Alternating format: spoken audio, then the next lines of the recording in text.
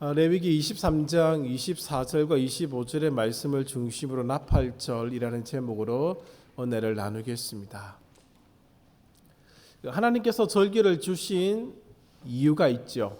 늘 말씀을 드립니다마는 기억입니다. 기억 때문입니다. 하나님과의 관계를 기억하라라고 하는 것이죠. 그 절기를 통해서 그 기억을 이어가는 겁니다. 잊지 말라는 것이죠. 삶의 가장 중요한 상황에서 일어났던 그 삶의 정황과 연결시켜서 절기들이 주어졌습니다. 유월절 마찬가지죠. 이스라엘의 구원의 날이죠. 그것을 계속 지키면서 하나님께서 그때 행하셨던 그 사건을 기억하라는 겁니다. 왜 그렇게 그 사건을 하나님께서 일으키셨는지를 기억하라는 것이죠. 그때 하나님이 의도하신 의도를 다시 생각하라는 겁니다. 해마다 절기가 돌아올 때마다 기억을 새롭게 하라고 하는 것이죠. 그렇게 해서 이것이 끊어지지 않도록 다음 세대에게 전수되도록 하라는 목적이 절기를 지키는 것이죠. 명절을 지키는 이유가 바로 거기 있는 겁니다. 세대는 반드시 지나가게 되어 있습니다. 한 세대가 가고 또 다른 세대가 오게 되어 있습니다. 그러나 절기를 지킴으로써 그 세대의 교체 시기에 하나님이 우리들에게 행하셨던 그 기억들은 남아있도록 하라는 것이죠. 그래서 절기를 지키는 것입니다. 우리가 생일을 지키는 것도 마찬가지지 않습니까? 자기가 태어날 때 뭐 한 것이 있다고 생일 축하를 받습니까? 안 그렇습니까? 엄마한테 해야죠. 아빠한테 해야죠. 자기가 뭘 했다고? 잘 태어나 준 거 감사하라고요? 기저귀를 빨았으니까 태어나서 말자? 안 그렇지 않습니까? 고생하신 부모님의 은혜를 생각하라는 것이죠. 그런 날인데 변질되고 말았죠. 우리가 지키는 모든 명절이 다 마찬가지입니다. 기억입니다.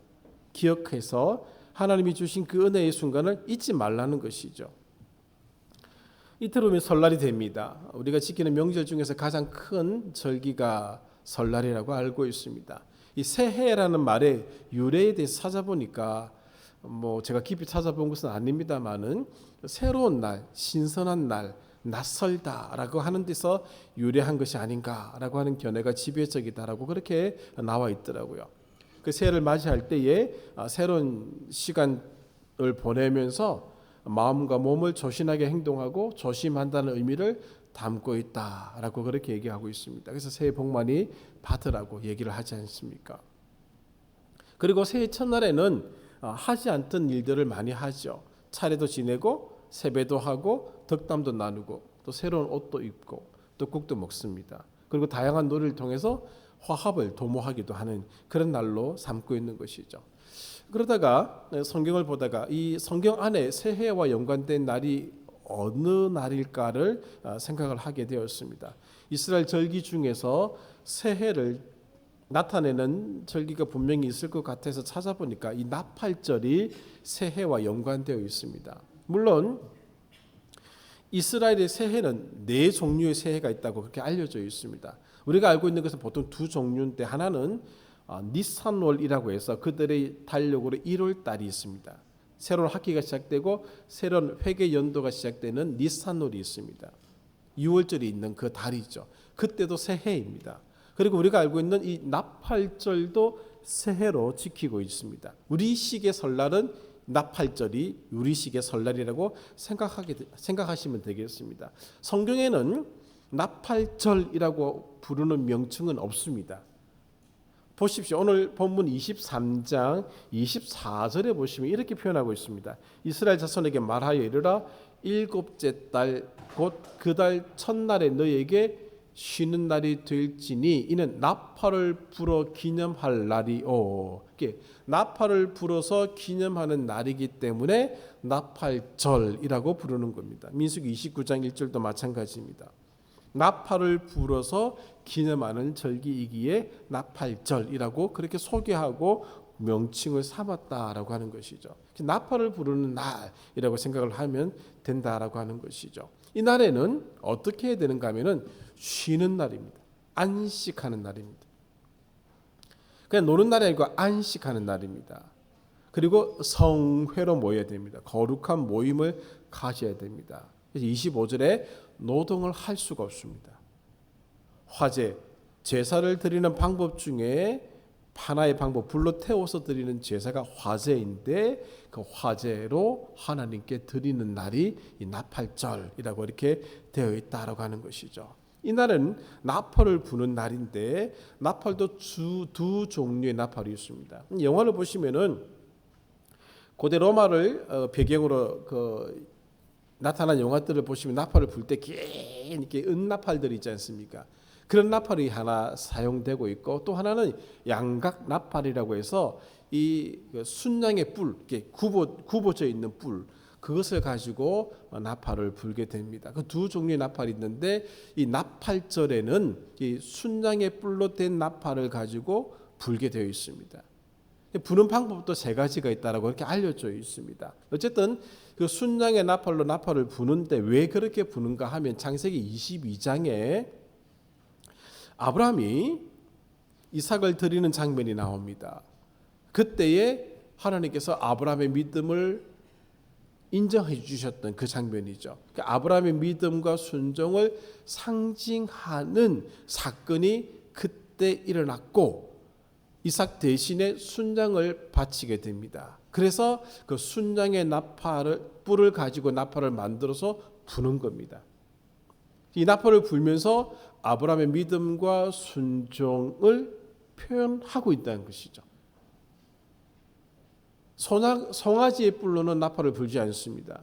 왜냐하면 송아지는 우상 숭배의 상징이기 때문에 그렇습니다. 출애굽기 32장입니다. 송아지 뿔로는 만들지도 않고 불지도 않는다. 그렇게 알려져 있는 것이죠. 이스라엘 절기는 굉장히 많이 있는데 절기를 크게 구분합니다. 봄의 절기와 가을의 절기로 나눕니다. 봄의 절기는 우리가 알고 있는 6월절이 봄의 절기에 속하고 가을의 절기는 나팔절이 있는 그 절기부터 시작을 하게 됩니다. 나팔절이 그들의 달력으로는 7월입니다. 7월.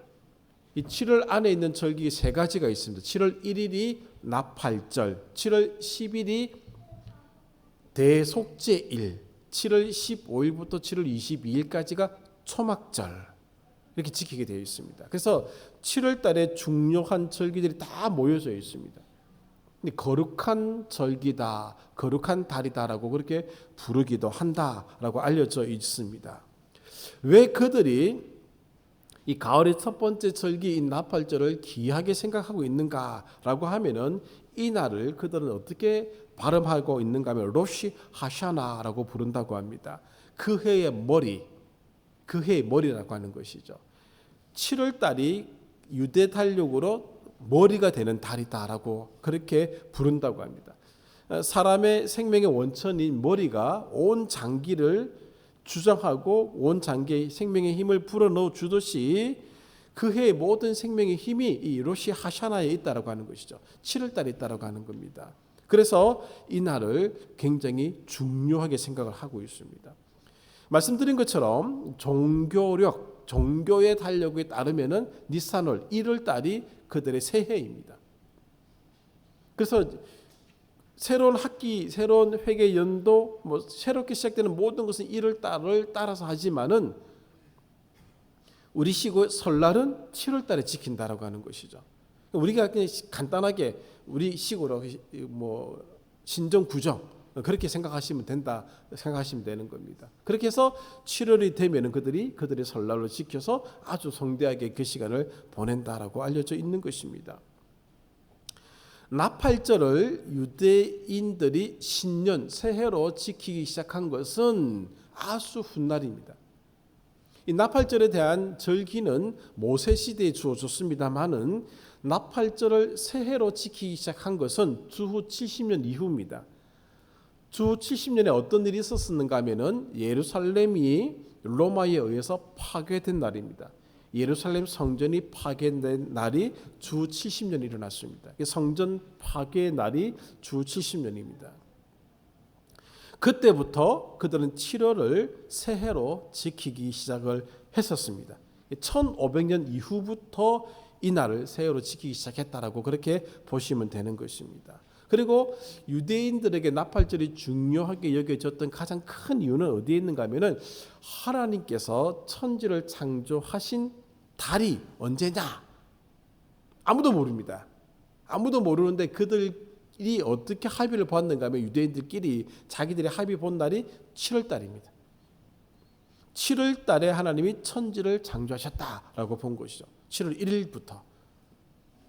그렇기 때문에 이 7월은 천지 창조를 기념하는 달이 되기도 한다는 것이죠. 그래서 천지 창조의 첫날을 한 해의 시작으로 보았고 새해로 본 겁니다. 그러면서 7월 10일 날을 대속죄일로 지키면서 이 7월 달을 굉장히 중요한 달, 굉장히 중요한 날로 삼았다라고 하는 것이죠. 유대인들은 나팔절에 나팔을 불게 되는데 여러 가지 경우에 나팔을 불게 됩니다. 나팔절이 아니어도 나팔을 부는 경우가 있습니다. 그러나 나팔을 불 때마다 그들이 생각하는 10가지의 이유가 있습니다. 그 첫 번째는 왜 나팔을 불게 되는가 하면은 천지 창조를 기념하기 위해서 그렇습니다. 자, 우리가 무슨 사이렌 소리가 들리면은 그 사이렌 소리를 통해서 이미지가 형상화되어서 우리 머릿속에 남게 됩니다.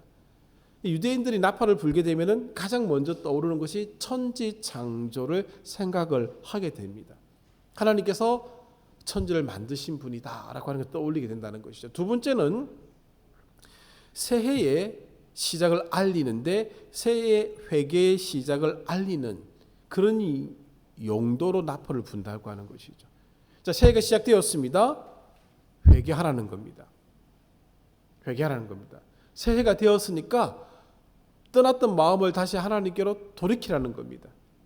우리가 새해가 되면 결심하지 않습니까? 가장 먼저 하는 결심이 뭐죠? 살 빼는 결심. 하지 않았던 공부하는 결심. 읽지 않던 책을 또 보겠다는 결심. 그런 것들을 하지 않습니까? 그렇게 결심을 하는 날이라는 것이죠. 회개하는 날이 이 나팔을 불 때에 그들에게 이미지로 주어졌다라고 하는 것입니다.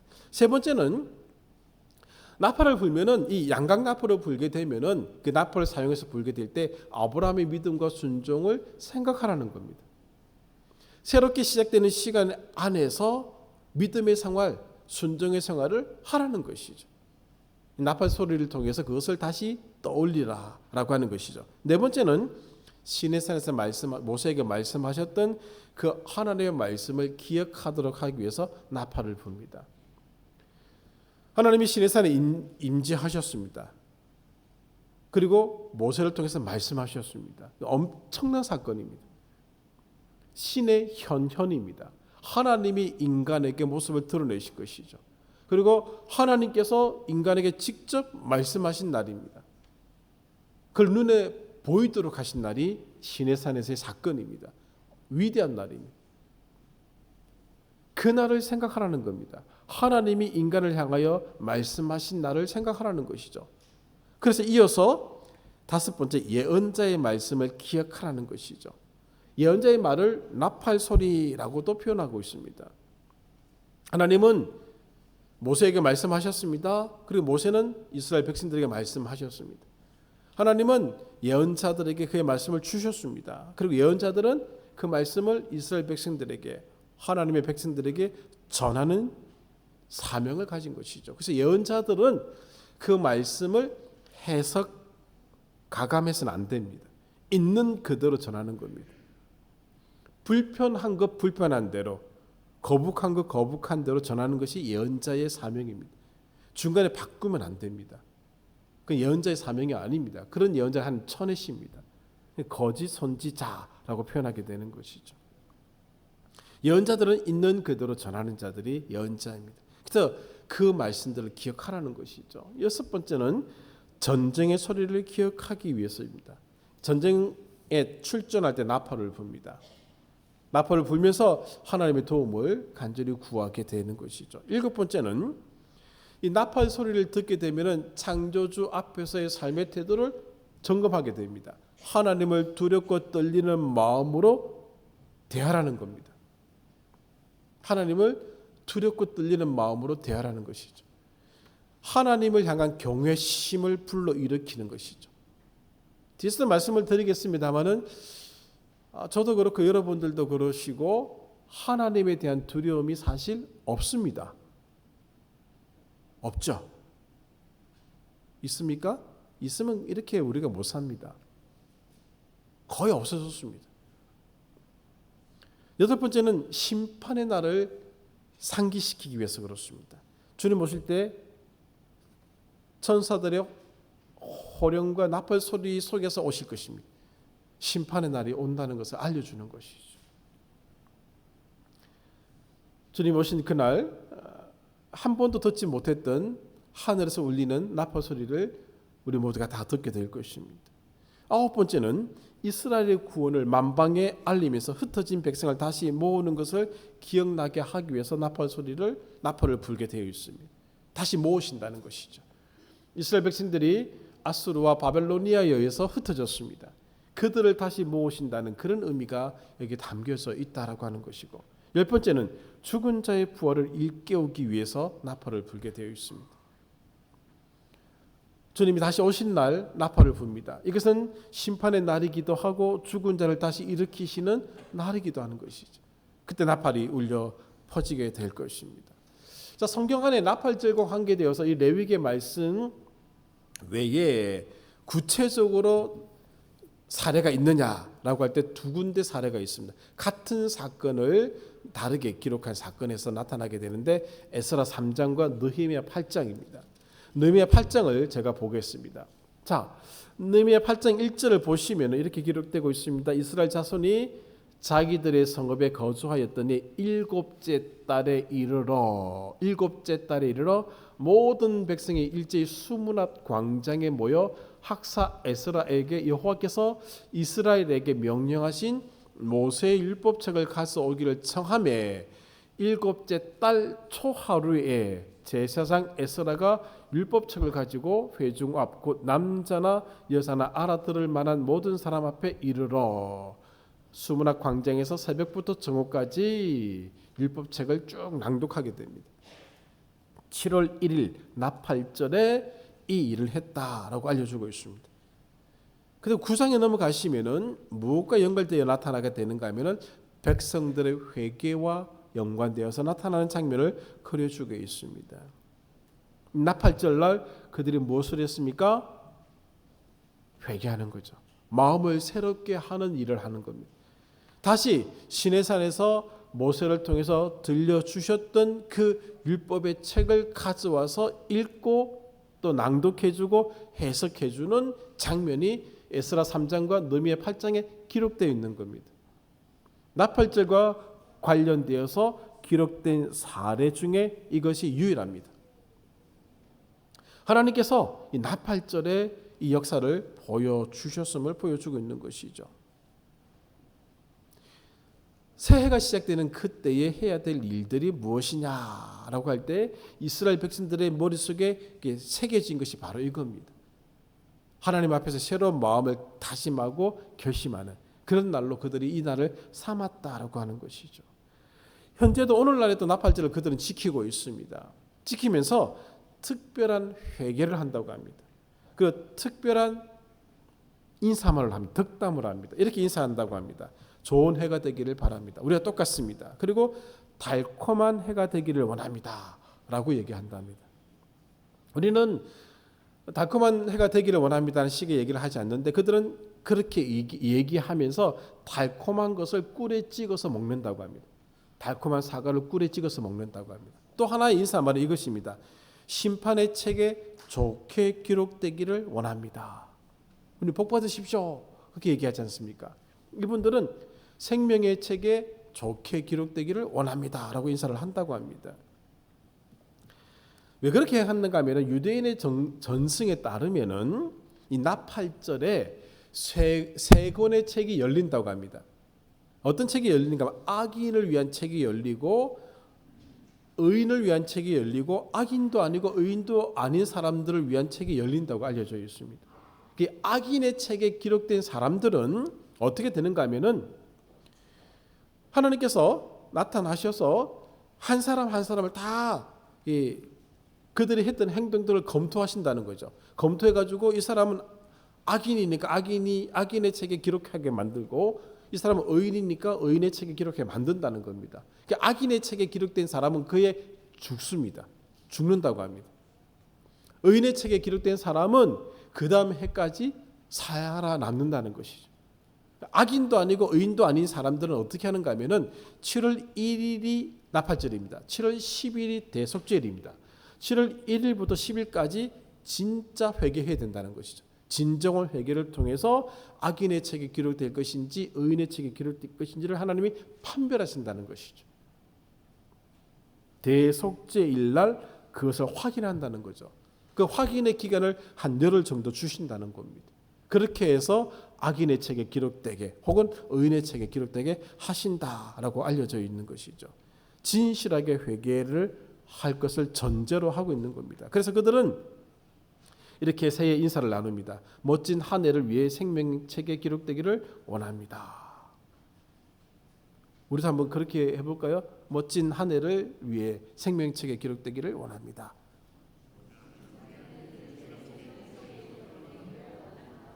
그럼 어떻게 해야 되겠습니까? 준비가 되지 않으신 분들은 7월 1일부터 10일 대속죄 전까지 회개하는 겁니다. 새해가 되면은 그냥 좋은 날이 아닙니다. 덕담으로 끝나는 날이 아니고 삶을 돌아보는 날입니다. 무엇에 비추는가 하면은 기록되어진 지내사에서 모세에게 주신 그 말씀에 자신을 비추어서 회개하는 날입니다. 그렇게 삶을 돌아보라는 것이죠. 그냥 보낸 날이 아니다라고 하는 것이죠. 그래서 이 주간 동안에는 자신을 돌아보면서 일반적으로 즐기는 오락을 금하라라고 얘기하고 있습니다. 오늘 본문에도 마찬가지죠. 나팔절에는 어떤 노동도 하지 말라는 겁니다. 성회라, 거룩한 모임을 가지라는 것이죠.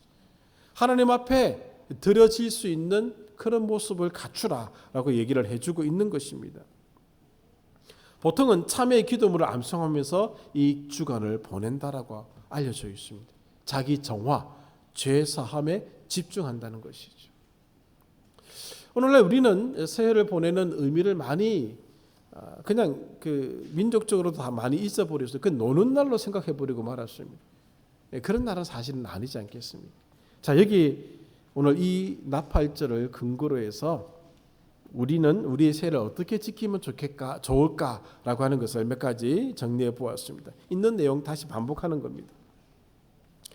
새해는 이 새로운 시간을 맞이한 이 새해에는 지난날의 잘못을 돌아보고 회개하고 창조주 하나님께로 돌아가는 시간으로 삼아야 된다라고 하는 것이죠.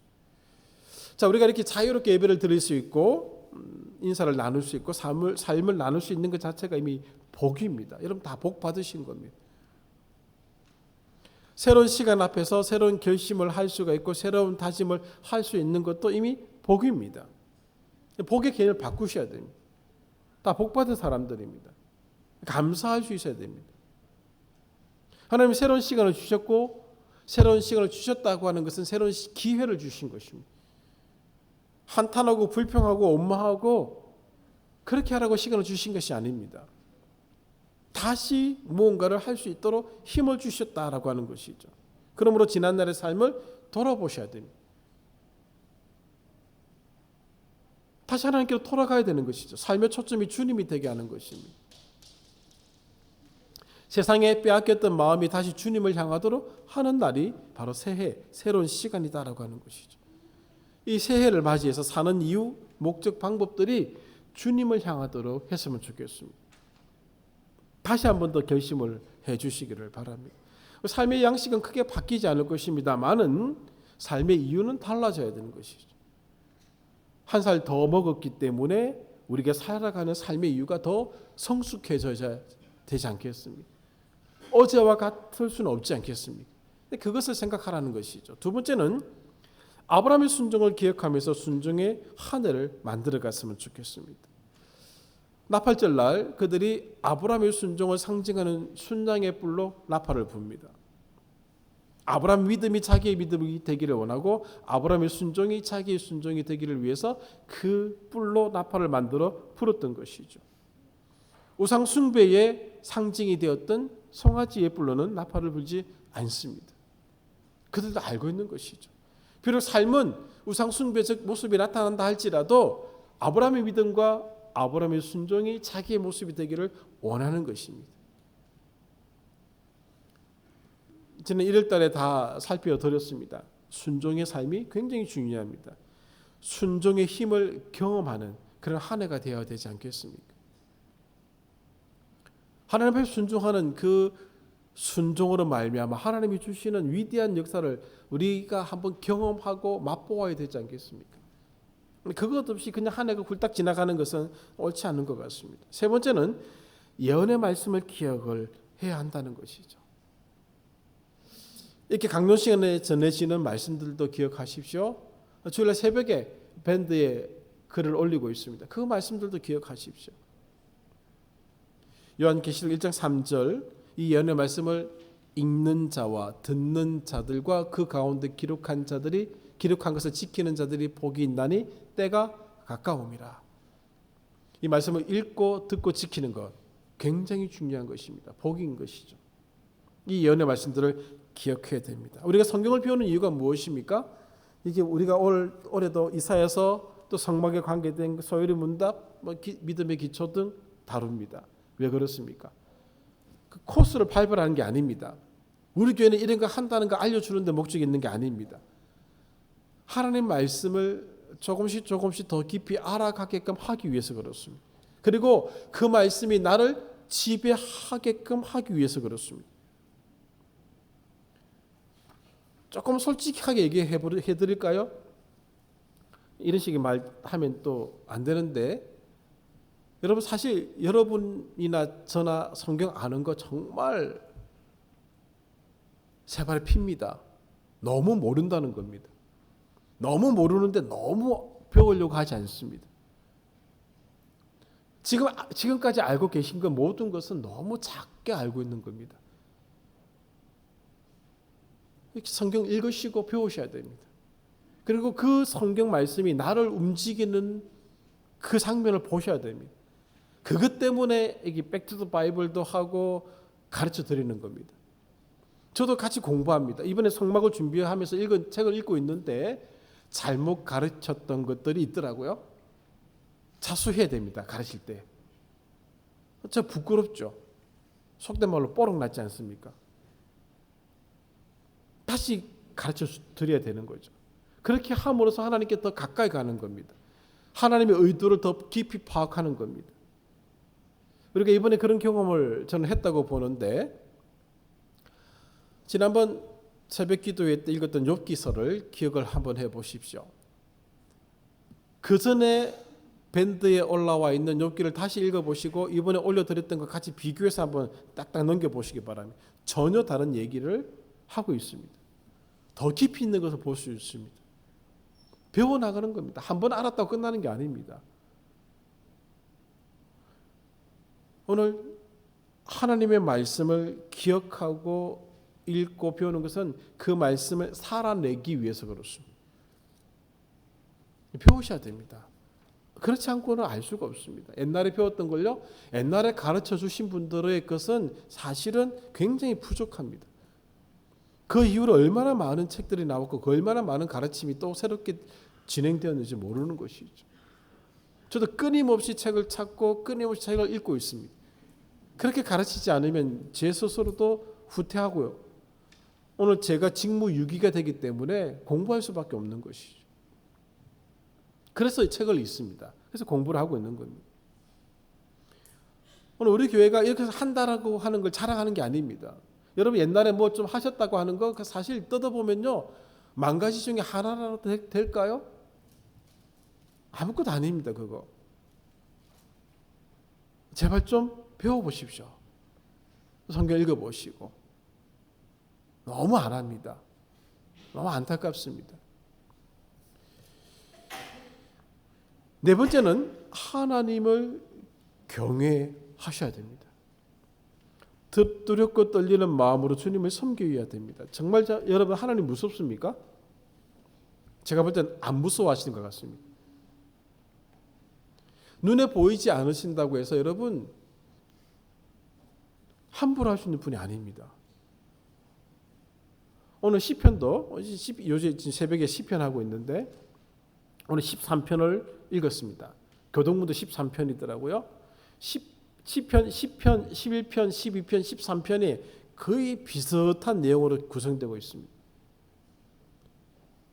원수가 이 시인을 괴롭히고 있는데 그 시인을 괴롭히는 장면 속에서 이 시인이 절규하고 힘들어하고 있습니다. 그런데 하나님은 저 멀리 계셔서 이 시인의 기도에 응답하지 않는 그런 식의 장면이 계속 그려지고 있습니다. 분명히 하나님은 듣고 계실 텐데 하나님이 움직이지 않으신다는 것이죠. 그래서 절규하는 겁니다. 어느 때까지 그렇게 하십니까? 라고 절규하고 있습니다. 그런데 이 시인은 그 절규 속에서도 무엇을 드러내고 있는가 하면은 하나님이 계심을 표현합니다. 왜? 그 하나님이 자기의 문제를 해결해 줄 수 있는 유일한 존재라는 것을 알고 있기 때문에 그렇습니다. 하나님에 대한 경외를 놓치지 않고 있다는 것이죠. 여호와 하나님은 우리에게 무시당할 분이 아닙니다. 함부로 할 수 있는 분이 아닙니다. 그러므로 하나님 앞에 설 때마다 두렵고 떨림으로 서셔야 됩니다. 예배 시간에 두렵고 떨림으로 예배 드려야 되는 겁니다. 신전 의식, 코람데오, 하나님 앞에 있다는 의식을 놓쳐서는 안 됩니다. 하나님을 두려워하셔야 됩니다. 그런 한 해가 되기를 기도하셔야 됩니다. 너무 두려워하지 않습니다. 함부로 합니다. 이런 구체적인 그 말씀드릴 수는 없죠. 기억하십시오. 코람데오 신전의식 하나님 앞에 있습니다. 하나님이 가만히 계실 뿐이지 우리를 판단하지 않으신다고 보셔서는 안 됩니다. 다섯 번째는 심판의 날이 있음을 잊지 말라는 겁니다. 심판의 날이 다가오고 있습니다. 개인적으로도 심판의 날이 다가오지 않습니까? 개인의 종말이 있듯이 세상의 종말도 있습니다. 종말을 향한 시간의 움직임을 우리는 멈출 수가 없습니다. 히브리서 9장 27절 한 번 죽는 것은 사람에게 정해진 것이요 그 후에는 심판이 있으리니. 한 번 죽는 것은 사람에게 정해진 것입니다. 그 후에는 심판이 있습니다. 이 경고의 말씀을 기억하라라고 하는 것이죠. 우리의 시간을 한번 계산해 보시기 바랍니다. 얼마나 남으셨습니까? 아무도 알 수 없습니다. 그러나 예상할 수는 있습니다. 그 심판의 자리에 섰을 때 어떻게 변명하시겠습니까? 무엇으로 우리를 꾸미겠습니까? 꾸밀 수가 없습니다. 그리고 주님의 심판대 앞에서 어떤 결과가 나올 것 같습니까? 저는 어떤 결과를 보일 것 같습니까? 여러분들은 어떤 결과의 평가가 나올 것 같습니까? 유대인들이 그렇게 하듯이 부디 생명책에 기록되는 이름이 되기를 기도하셔야 됩니다. 심판의 날이 있습니다. 그래서 우리가 견뎌내고 있는 겁니다. 그리스도인들이. 심판의 날을 의식하지 않고 살면서 생명책에 기록되기를 바란다는 것은 있을 수가 없습니다. 하나님의 심판의 날에 견뎌낼 수 있도록 준비하셔야 됩니다. 아무렇게 살 수가 없는 겁니다. 이제 말씀을 정리하겠습니다. 명절은 그냥 노는 날이 아닙니다. 무언가를 생각하고 돌아보는 날입니다. 우리의 명절에 우리가 그리스도인이기 때문에 유대인들이 그들이 명절을 지키면서 어떻게 했는지를 한번 살펴본 겁니다. 이대로 해도 괜찮고 하지 않으셔도 상관없습니다만은 하나님을 믿는 자로서 가서야 될 최소한의 모습은 갖추셔야 된다고 하는 것이죠. 작년보다 더 성숙한 한 해가 되게 하십시오. 그리고 하나님이 인정하시는 모습으로 세워나가셔야 됩니다. 그냥 시간이 흘러가는 대로 던지지는 마십시오. 인생도 그렇게 살 수는 없는 것 아니겠습니까? 하나님 앞에 사는 삶을 지난하게 어렵게 사셔야 됩니다. 두렵고 떨림으로 이루어 가셔야 됩니다. 우리의 구원을 두렵고 떨림으로 이루라라는 말씀이 있듯이 그렇게 만들어 가는 겁니다. 그래서 심판을 한번 강조해서 말씀을 드린 겁니다. 하나님 앞에 언젠가 서시게 될 텐데 그때 어떻게 하시겠습니까? 왜 그때 우리 목사님이 왜 더 깐죽깐죽 괴롭히고 힘들게 했으라도 나를 좀 이렇게 해주지. 그때는 그냥 좋은 게 좋은 거라 넘어가게 해놓고 왜 내가 이 모양으로 그냥 죽게 만들었냐고 그때 저를 원망하시겠습니까? 그때 늦습니다. 저도 저를 준비해야 되지 않겠습니까? 저도 저를 준비하는데 바쁩니다. 여러분들의 삶을 여러분이 준비하시는 것이죠. 저는 그걸 알려줄 뿐입니다. 오늘 심판의 날이 있습니다. 나팔이 울려 퍼질 때에 그 주님 앞에 서시게 될 때 저도 그렇고 여러분도 그렇고 부끄럽지 않게 최소한의 모습으로 하나님 앞에 서야 되지 않겠습니까? 이 새해를 맞이해서 우리가 이런 것들을 생각하는 겁니다. 가족들이 모여서 설날 가족 예배 드릴 때에 그런 얘기를 불편하시더라도 하셔야 합니다. 불편하더라도 한 번쯤은 던지셔야 돼요. 기도하셔서 준비하셔서 그렇게 살지 말자. 어릴 적에 있었던 신앙을 회복하자. 다시 예배당 가자. 다시 성경 읽자.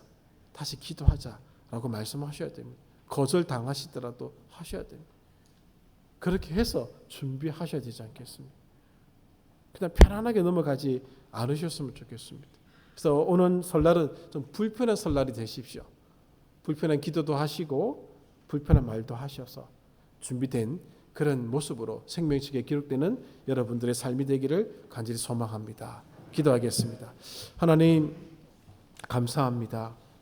새로운 시간의 시작을 허락하여 주셔서 감사합니다. 새롭게 결심하게 하시고 새롭게 다짐하게 하시고 심판의 날 주님 앞에 부끄럽지 않는 모습으로 다시 설 수 있도록 인도하여 주시옵소서. 새해를 맞이하여서 가족들이 함께 모일 것입니다. 또 먼 길을 오고 갈 것입니다.